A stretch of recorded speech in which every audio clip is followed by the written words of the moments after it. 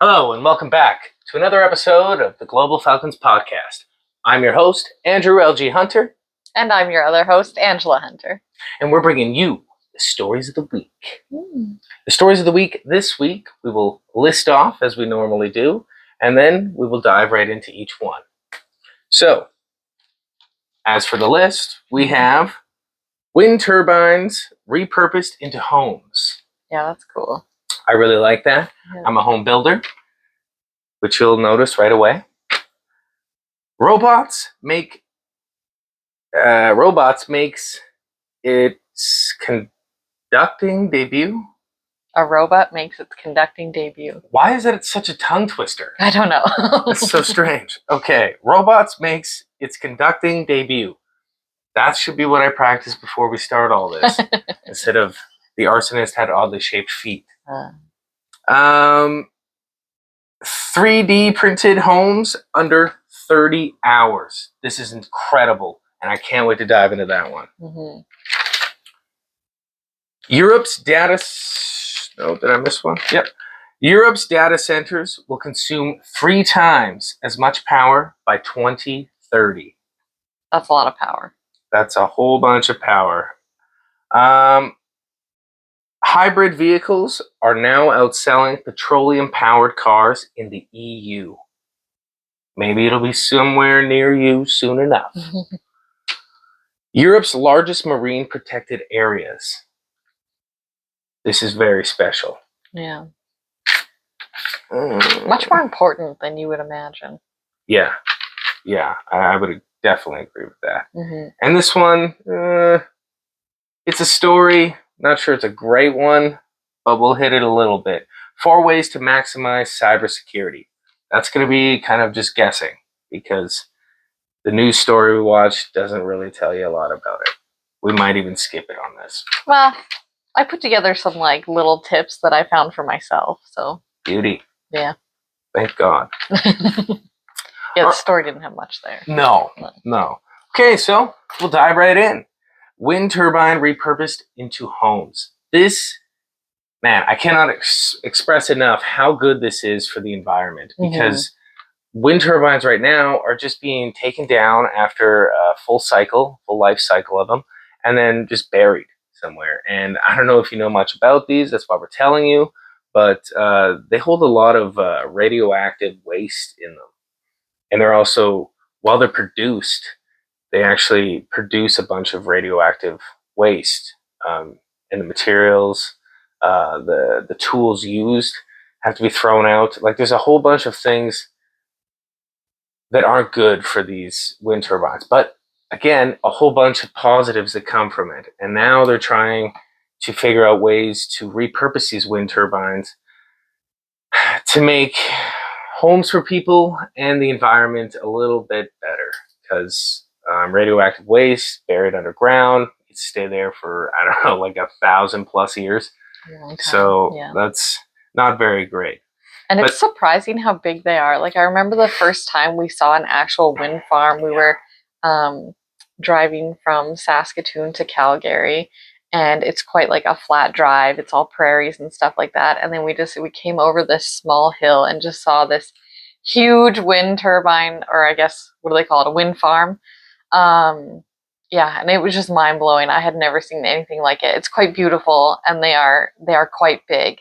So being able to use them as material to repurpose them into homes, that's, I don't know. It's incredible. Advantageous for everybody, I think. And it's a good sturdy material, so it makes sense that you could build tiny homes out of it. Completely waterproof. Yeah. You're not going to run into these instances where you have to reshingle your roof. The only thing you might have to redo on your roof is the solar panels that power these homes. So you might be thinking, how do you get a wind turbine on a lot? Well, it's not really the whole turbine, and it's not just a wing of the turbine. It's actually the control panel of the turbine. So the control panel is the square box that the wind turbines hook up to, or the blades hook up to. So a pole going up, the control panel, and then your blades, and it spins around. So they'd be taking the control panel gutting it into a home, right? They take everything out, and then inside the home, oh, sorry, real quick. This is actually called the nestle. And I think I'm saying that right. But it's, for lack of better words, it's a control box, right?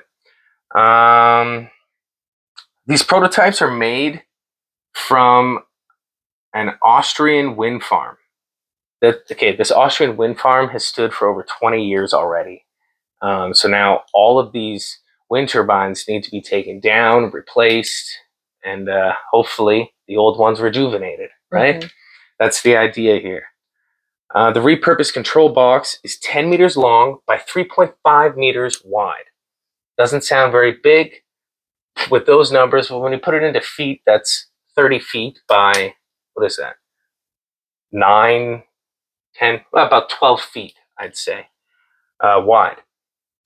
Inside the turbine, it's equipped with a bathroom that has it has a sink, it has a shower, it has a toilet. Normal bathroom, right? It also has a modest recessed full kitchen with an electric stove. It's not ideal, I know, but you got to make some cuts somewhere, and an electric stove isn't too bad. It also has a living room. The living room is a good size. However, the downfall here is that it also is your bedroom. So living room and secondary bedroom. So that's like a lot of those tiny homes, though. Yeah. For some people, that's enough. Yeah, and that's where it's all leading. You know, we're gonna have a bunch of these homes. I don't know if here's another movie. Here's another movie, but I don't know if you've seen Ready Player One. But Ready Player One shows what's called the stacks. These are large areas of land that are used for essentially Christmas tree houses. You know, so this would be a bunch of stacked up houses all the way up to the top. Maybe you get a penthouse with a double lot up top. I don't know, but these are going to be the future. It just is. Now I know what you're thinking. Oh my God, my house. How is that going to depreciate in value? Well, over time they all depreciate in value, but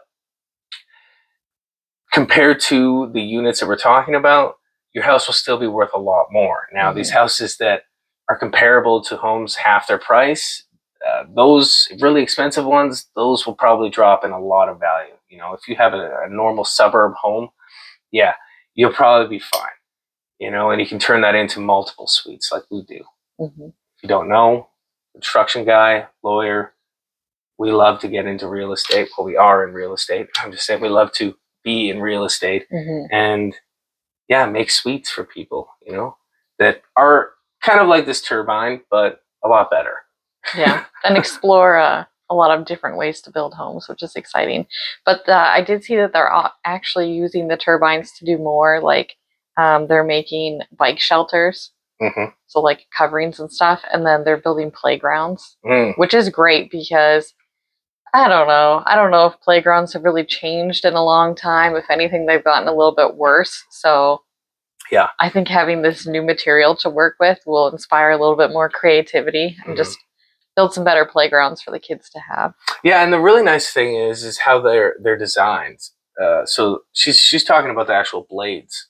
They'd be repurposing the blades. Now those, like I said, are radioactive, so they're still working out the kinks on that because you don't want your kids going around on a playground that's radioactive, right? And essentially going to drop their lifespan by decades. That's not great. But they are going to figure that out, and when they do, it's going to give a sleek look around town. You know, we're going to have all these almost futuristic looking buildings, but they're just wind turbines, right? Which is and very I think they can repurpose them into footbridges as well, which is really nice. Yes, I have that here. Yeah. Footbridges. And that seems more plausible, especially for wildlife. Coming from Saskatchewan, going to, say, BC in Canada, if you're abroad, we have a bunch of these footbridges that at one point, all they were just tunnels, right, for the cars below. And they were like, well, shit, we could double this up and use it for, animals to cross over by just putting some dirt on top, a few feet of dirt, and some shrubs and things like that. And, you know, obviously a fence, both fence sides so that the animals aren't falling onto vehicles. And this worked great. The animals picked it up immediately. They're like, perfect. This is a great way for us to cross. They use it. They do many things on it. The WEF launched what they're calling the Responsible Renewable Infrastructure Initiatives. So this is a group of,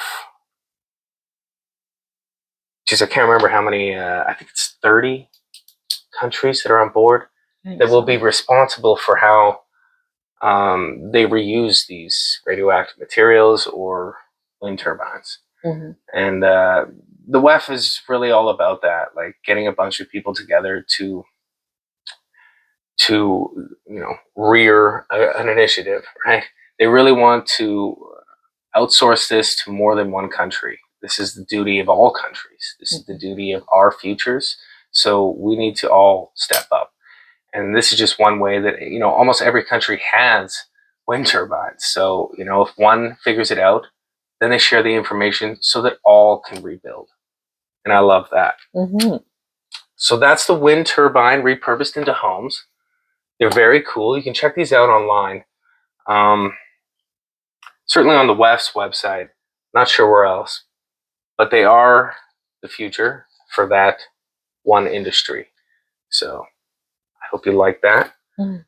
Robots makes its conducting debut. I got that. I nailed it this time. Yeah, that was actually cool. It was like 3 separate robot arms with conductor wands. And they did it because it can just do more complex motions than any human can do. And so you already have a full orchestra and they're just waiting for the conductor to sort of guide them. And so when you only have one conductor, a lot of the orchestra, they just have to know what they're doing, like follow along with the music.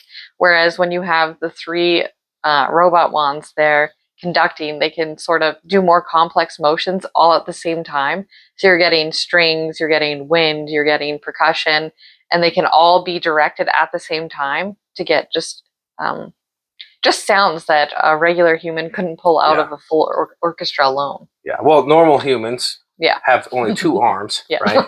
And 1 wand when they're conducting. So this allows, in Germany anyways, that's where this started, right? I'm sure it'll pick up later, but in Germany, like Ange said, it makes it much easier to get these masterpieces out that normally wouldn't have ever been able to be played because there's just no one that can conduct that many people in a small area. So that's very cool. I like that. Let me see here. It's interplaying pieces, that are extremely difficult that a human conductor cannot do. Where do you think this leads? Like in the music industry? Yeah.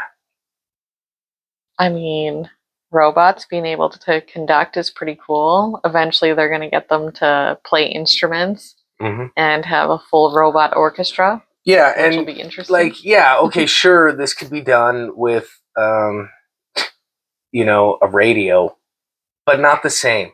And I'm telling you, there's something different about being in a room with a live band or orchestra. Yeah. Live music, you just feel it in your soul. It's totally different than listening to it, like you said, over the radio, CD, whatever. When you're there in the room, it's an experience more than just a sound. We just carbon dated ourselves with CDs, by the way.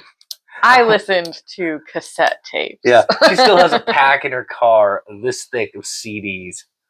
Yes, I do. Yes, she does. And I listen to them. She does. No, I think this is going to lead to many more things. Like I said, when we've been to a few dinners where they've had I don't want to say orchestra, that's not right, a string quartet playing in the background, and you can tell the difference. I'm not saying we stared at them the whole time, because we didn't. We took notice for about a minute, and then it was just nice to hear. But there is a difference in the sound quality. It just vibrates differently, and we're big into vibes, especially me.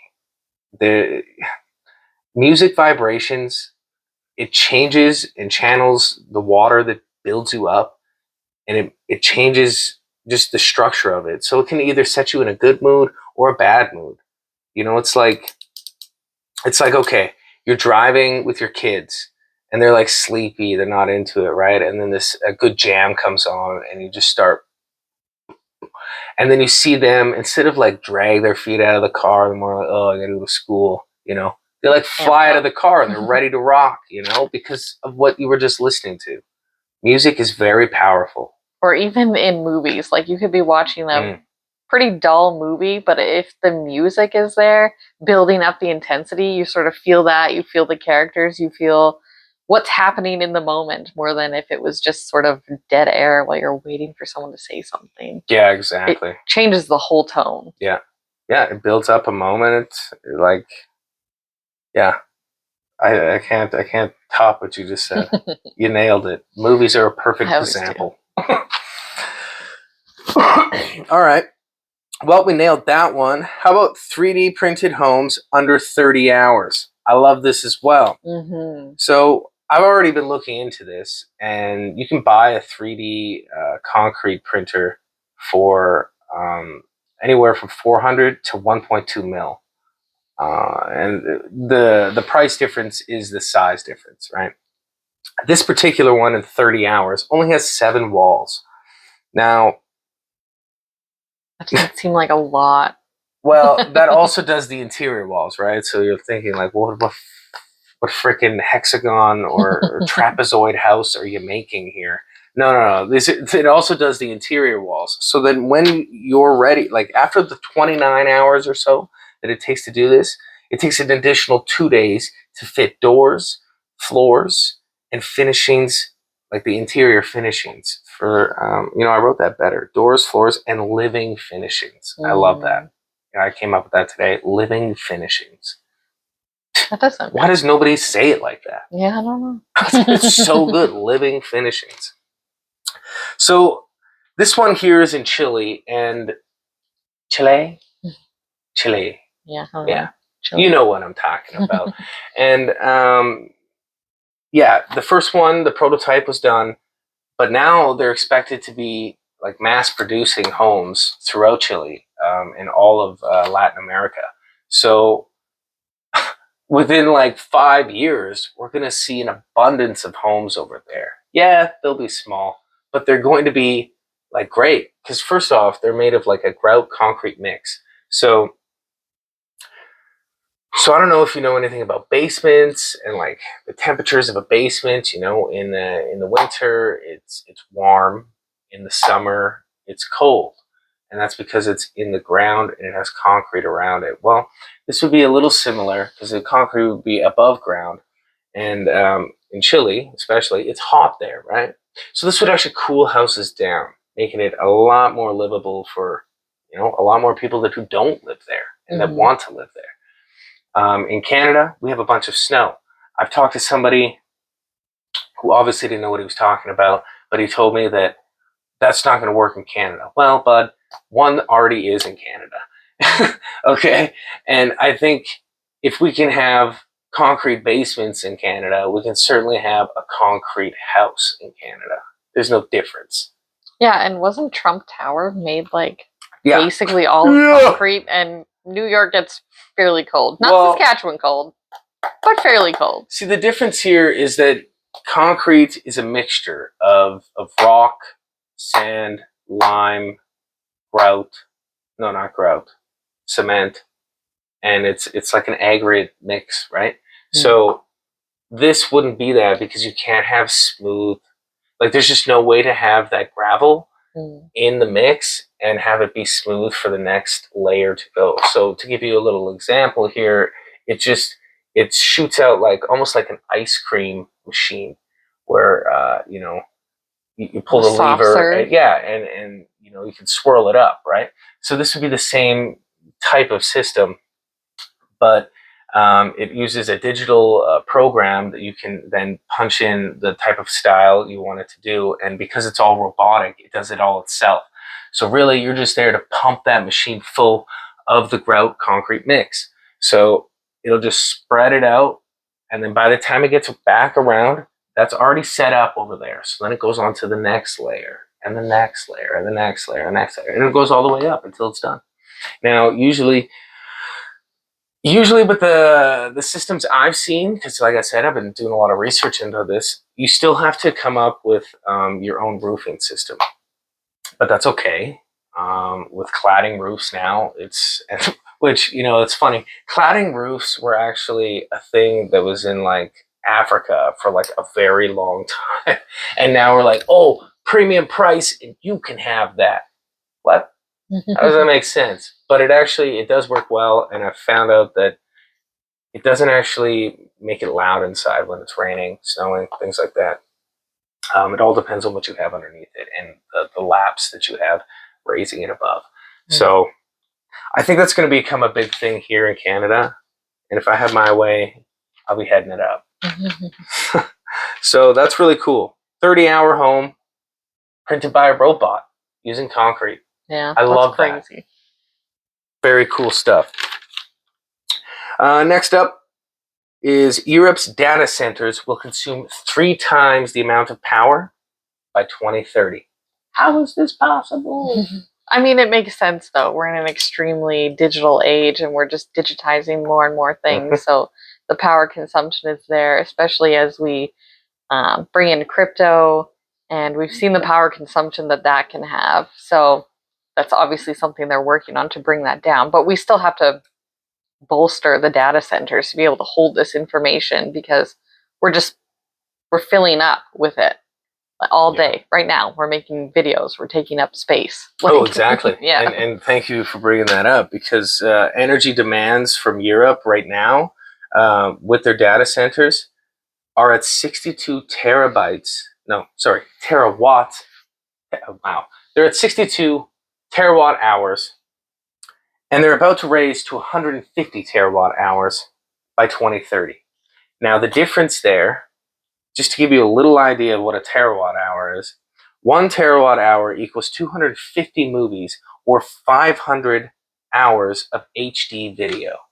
So 500 hours of watching me. Okay. On repeat, nonstop. Yeah, or if you're like Ange here and you're into documents and stuff, she's a lawyer. So that's my biggest export, documents. yeah, it really is. And it costs a lot. So even digitizing it, we're seeing that it's going to still cost a lot. But 1 terawatt hour is equal to 6.5 million documents. That's crazy. That's a lot of documents. That would take me a long time to produce. Yeah. Oh, yeah. Oh, yeah. But big charge out. Yeah. Meeting this demand will require at least $250 billion. So as you can see, documents, videos, equals a lot of money. Somebody's got to pay it, and somebody's got to hold it, because if it just went out into the cloud and then it was gone, what the fuck was the point? For lack of better words there, what was the point? That's all I wrote down for that. Do you want to touch on it a bit more? Do you have anything? No, that's kind of all I had to. I feel like I'm speaking the most, but this week's episode was a lot more geared to your stuff. Yeah, and that's why I was really jacked about it. I love housing, I love building, and I think it's becoming more of a necessity now, and that's why there's all these out of the box ideas on how to put people in boxes. So that's my 2 cents on that. The next one's quite interesting. The fact that hybrid vehicles are outselling petroleum vehicles in the EU now, which, I mean, that does lead to eventually electric vehicles outselling the hybrid. But here in Canada, I think we're still a little bit behind on that. I mean, I just know from so many of my own family members that they would never go electric. Well, they just haven't driven it yet. Yeah. Because I'm telling you, like, her dad is big into like racing and stuff. Dude, these electric cars can go 0 to 60 in like 1.5 seconds. Right now, he does that in 10 seconds. I think he's going to want to get on board with it once he's in one. I think it's a little bit, once it becomes a little bit more mainstream, just so many people are reluctant to try new things and change the way it's always been. And it is a lot harder for mechanics to work on these things. And that's probably a drawback for some people. When you have a gas-powered car, I mean, these engines have been around for a couple hundred years, so the knowledge is just there and it's familiar and it's easy to work with. And so I think that's a big draw to it. But once they start making electric vehicles more and making it a little bit more accessible for people to fix themselves, and you don't always have to take it into a tech specialist or something like that, I think it'll appeal to like a broader range of people. Yeah. Yeah, and well, there's a learning curve there, just like with everything. Yeah. Eventually, that will be the main mechanics schooling. Yeah. Did I say that right? The main schooling for mechanics. There we go. Yeah. I think our kids' generation and the generation after them, like, they'll hardly even see gas-powered vehicles. Yeah. Like right not now, our kids, obviously. They're driving gas vehicles. Yeah, the only gas vehicles that will be around in 10 to 20 years will be like antiques, collectibles, things like that. And you'll be paying a big premium on them. I don't know, like if you're in a family that has a truck and a car, you'll notice the difference on payments for your insurance. There's a big difference there. So right now, 33% of the EU's total sales in September, by the way, were the hybrid vehicles, the plug-ins, right? Plug-in vehicles made up 33%. Petrol cars made up 30% of sales this time. So they beat them by 3%. And I think that's just the beginning. You know, right now, the plug-in cars in the EU altogether are 57%. That's huge. Yeah. And that probably goes back to the other one with needing more power. Yeah. More power to the grid. I think that's another problem here in Saskatchewan, just having that grid strength to plug in all these vehicles. Right now, our grid is so shaky because of weather and things that have happened. And we need a big investment in infrastructure. And that's probably similar across the board in a lot of countries. I agree. Well said. Thank you. Europe's largest marine protected area is the next one we're talking about. Yeah, I was surprised to hear that it's 300,000 square kilometers. Yeah. That seems like a lot, but then actually only 3% of the Earth's ocean is protected. That's just mind-blowing, that 300,000 square kilometers, that's not even the 3%. That is crazy. I was just wrapping my head around that. That's a lot of space. Yeah. Our ocean is huge, and this protection effort, I hope it's not too little too late. We've done so much damage to the oceans. Of course, we haven't mapped most of it, but 95%. Yeah, you can see that on the previous video. The damage that we have done is, I mean, it seems quite harmful. But with COVID, if everyone remembers, what happened when everybody went inside? The wildlife started reproducing at a rate that it hasn't in a long time because they've been used to just running for their lives, basically. And then, you know, we had, just in Saskatoon, Saskatchewan, Canada, we had deer and moose just roaming the streets. Oh my goodness, yeah. I went into work the one day, and this was like... That was even after it was in 2021, yeah. So, like, after everyone was, you know, sort of mostly back to work, we had deer downtown just walk right up to our building and walking around the office and stuff. Not inside the office, but around the outside of the office. Like, we have a ramp Drinking and a little coffee. thing outside. But it was just wild to see right in the middle of downtown, just a couple of deer. And even since then, they've been a little bit more into the city. I don't know, not very often, but more so than we were seeing before COVID, for sure. Yeah, we've seen marine life alone. I think it like doubled up in its what would you call that? Like its bounty. You know, it's all its fish, all its sea life. Yeah. There we go. It like doubled up its sea life from, I think it was just 2 months of everybody being off the streets and off of such a high demand of consumerism. So that was very cool. Yeah, and these marine protected areas, they sort of clamp down on the fishing. So they have selected fishing or no fishing, and that lets the wildlife and the fish rebound, which helps the ecosystem rebound because the fish are there and they're feeding, and um, it's a whole ecosystem, right? You remove one thing and the whole thing crumbles. That's So right. putting one thing back, the whole thing flourishes and replenishes itself. And that's a big deal because the ocean really affects the climate. The temperature of the ocean, the currents, the things that we do to the ocean completely changes all of those, which affects our climate. It affects evaporation rates, it affects like the ice caps melting, which a huge strain Yeah, on our I'm climate. sure everybody's heard about the ice caps. Yeah. Thing, right? If you haven't, you've been living under a rock. Yeah. This place, I know we didn't say the name of this this protected area, but it's the Azores. Not Ozark. The Azores, which is from where we are right now. It's a 21-hour flight from here. And yeah, part of that is the Archipelago Islands. I don't know if I'm saying that right. I know that's a mouthful, right? No, that I was seeing what you wrote. That almost sounds right. Oh, I mean, good. it's looks spelled right. that way. So. Yeah.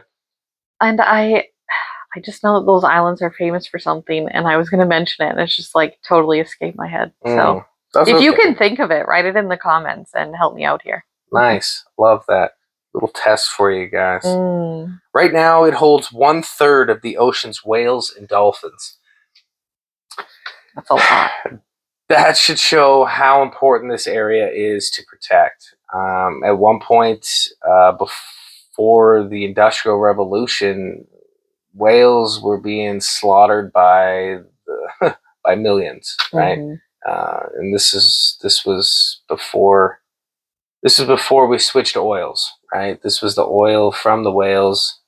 Yeah, the whale blubber. That lit up our streets and stuff before electricity even.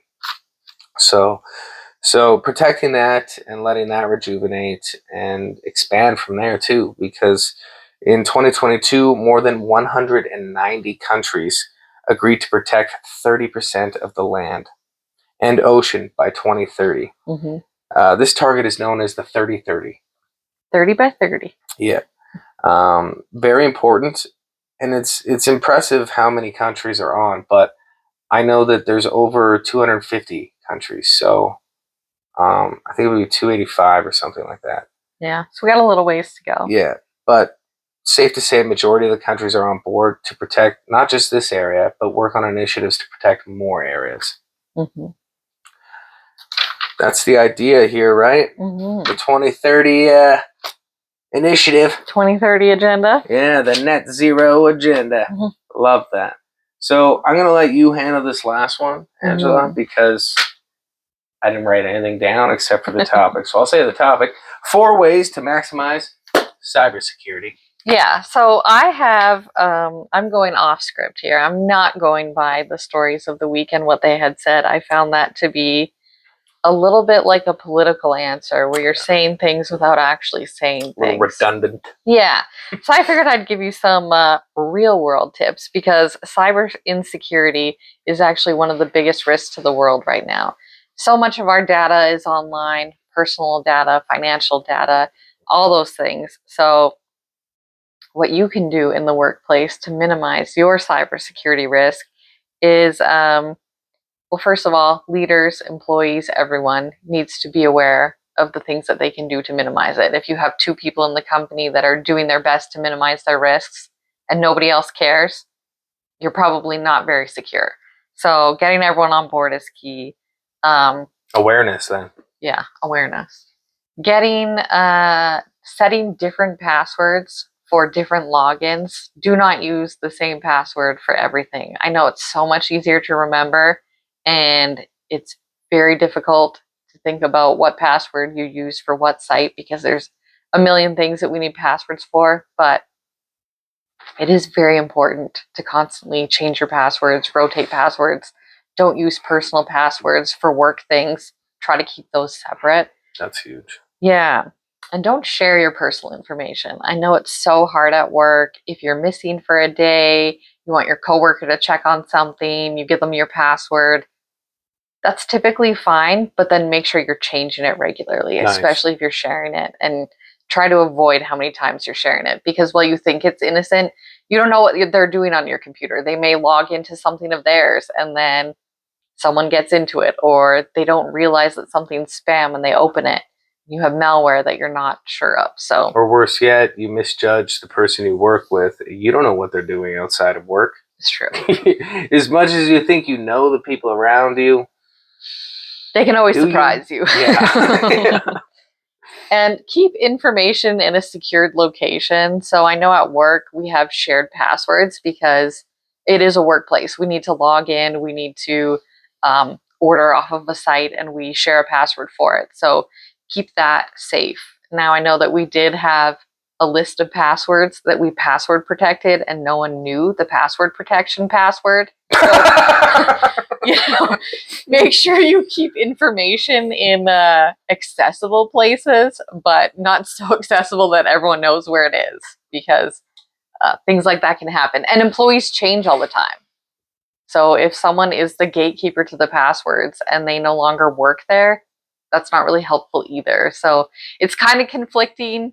You don't want to have too many things stored, but it's also a workplace and it needs to function. So just think of best practices that works for your workplace and try to keep it as secure as you can. Drawers that have locks on them, take the key with you, keep your private information in there, keep sensitive work information in there, and take that key home every night. Isn't that War Games? That movie with what's his name from Ferris Bueller's Day Out? Broderick. Yeah, Matthew Broderick. Yeah, that's how he hacked the school system.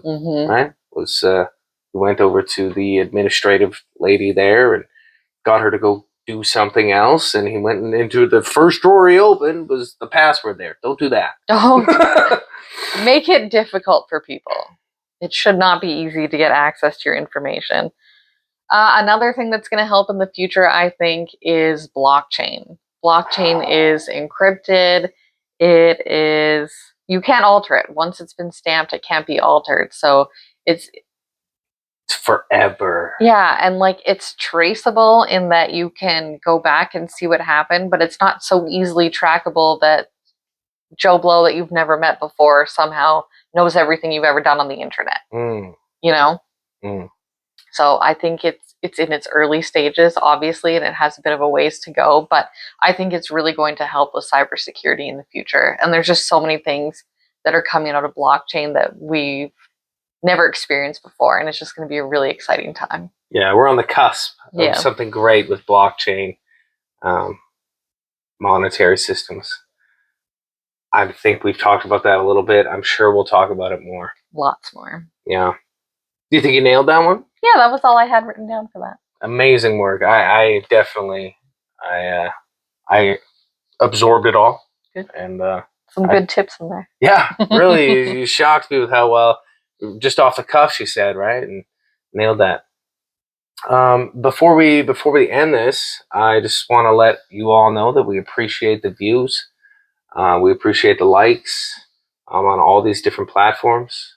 I know it's crazy for us to be able to put it out there because we don't have a huge team doing everything, but we appreciate you.